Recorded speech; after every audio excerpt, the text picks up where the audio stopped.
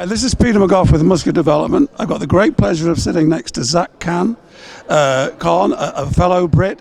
So if you don't understand the accents, well, there'll be subtitles later on. Yes, of course. So Zack, you won the British Overall Championship in 2009, and then you made your pro debut. I made my pro debut like 2 years after that because of, as most of you guys, or if you don't know, who followed me around, I tore both of my quadricep tendons from hack squatting 700 pounds. So it was a big damper on me, you know. I was on top of the world. I got a sponsorship. I got a contract with Flex at the time. Then all of a sudden I'm training hard in the gym for my pro debut. And the funniest thing about it is when I turned pro, this was the show I was going to do, Tim Gardner's show. And I said to Tim, oh yeah, I'm going to enter your show. And he was excited and everything. And then I had that accident and I didn't do it. So I always said to Tim, if I ever come back and compete, which I will, I knew in my heart of heart, I'm going to be back. A lot of people wrote me off saying, oh, he's finished because of the injury. Like what happened with Jean Puri Fox, you know, exactly the same thing. Both of my quads tore right off the kneecaps, and I was in hospital for 6 months, wheelchair bound. You know, when they said to you, rock bottom makes champions, you either can sink even lower or come back up.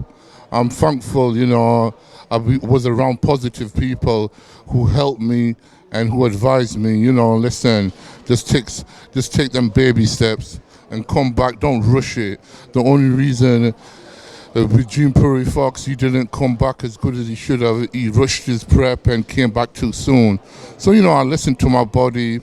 I took all the best nutrients. That I was still on a good diet while I was hospital bound, because I knew that if I'm going to eat crap, I'm going to feel sluggish and my recovery is going to be more hindered, and I could have gone into a depression, you know, but which, you know, I thank God and I thank the people around me that I didn't, and I came back on top of it, and I'm looking forward to showing you guys, the fans, what you've been waiting for, to see Zack back on stage, and hopefully I can redeem myself and bring a package what the judges will like, you know, the small waist, the X-frame, none of that bubble gut, you know, go back to the way physique should have been, looking healthy, like they were in the 80s and the 70s, in the Arnold era, you know, like I said, you know, I was at the one stage in my life where it was all about lifting heavy,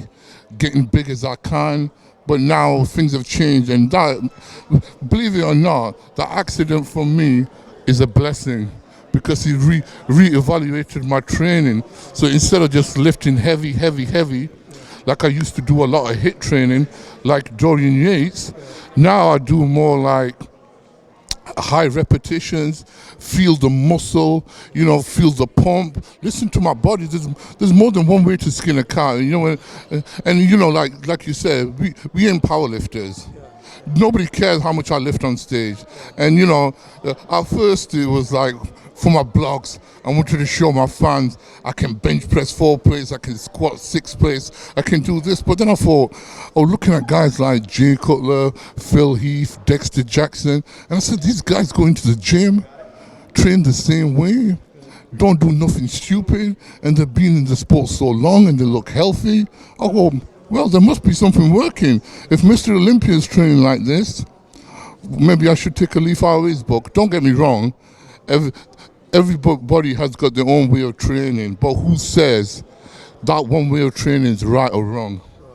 Yeah. So you made your pro debut at the Europa, is that correct? Yeah, Europa Dallas, yeah. And what year was that? That was 2 years after my accident, so that was like, it was around 2012, yeah. So, were you ready to come back? Did you come back too soon? Had you fully recovered? What was it like getting back on stage, knowing that you'd been through all that? Yeah, for me, I wasn't really ready to get back on stage, but I came back, I bought the condition, but only problem was, like, I felt like, you know, because having a sponsor and I was doing the Road to Recovery blogs, I felt obliged to give back to the sponsors and the fans, But for me, I think I was like a year too early, you know. But I did what I had to do. I came 7th place in that show, and I was happy with it. But not happy with the way I looked, because I knew there was just something missing. That fullness was missing in my physique. My physique looks better when I'm more bring my weight down and coming fuller. And this time around, I didn't worry about the weighing scales. I just worried about the way my physique looked, and what's in on the pictures and on the video, you know, what I sent back to my coach every time. And believe it or not, I am weighing the same amount of weight I did. I was at the British finals when I won my pro card. So what weight was that? Yeah, that was like 260. Yeah. So are you looking how you want to look? Is all that the leg injury all behind you? You've got that fullness back? Yeah, the leg injury is behind me. The way the prep was going at the beginning, like basically it was a bit of a mind, playing games with my mind, thinking, oh my God, the weighing scales, I'm coming low, I'm coming smaller. But then all of a sudden, like, I don't know, my physique started changing, my physique started looking fuller, and I look more bigger without my clothes on than I do. And I thought, you know what? I wish I did this before. I wish I brought my weight right back down to where I should have brought it.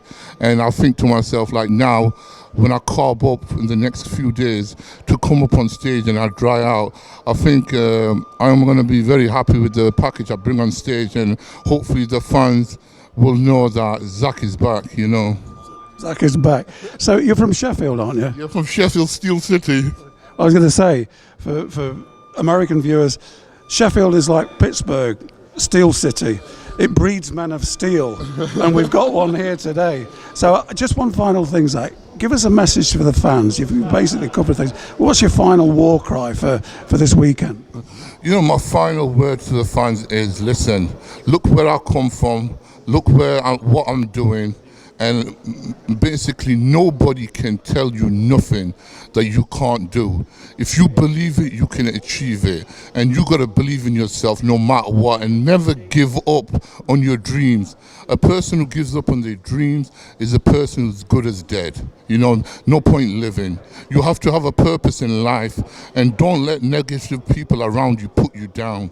Get them negative people out of your life. Like they say on Instagram or Facebook, delete and block them. Only if you could do that in real life. Yeah, I'll go now. Get rid of the negativity. No. I just want to say, I've known Pete from magazines and everything for so long, and you know what? It's such an honor he's interviewed me today. It's made me so happy, and you know what? I can't believe, like, it's been this many years, and it's like I feel like, you know, this weekend I've already won this weekend just by Pete interviewing me. So Pete, thank you very much, and I know you've overcome some great obstacles yourself, and I look at you and you know you are a true warrior, and keep going and keep doing what you're doing. Thank you. From one fellow Englishman to another, yeah, keep strong and keep doing what you're doing, brother. We'll support each other. Thank you very much. All the best for the weekend. Thank you. It means a lot to me. Yeah, and like we said, it's gonna be some British power, British beef coming, 100% organic, none of that EU crap. Thank you.